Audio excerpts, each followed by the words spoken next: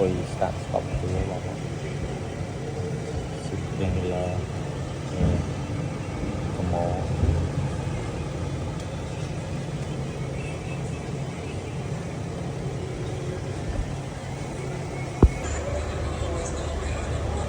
đa với lốt đấy đá không đa với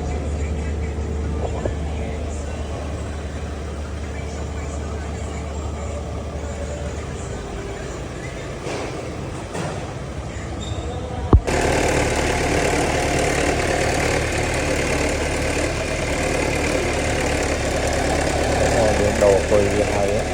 rồi chúng ta sẽ quay tôi với nơi nơi không mấy là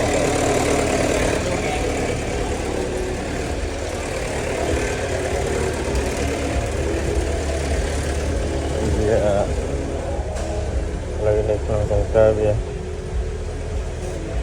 lực lượng trồng cơ với các bạn bên nhà đó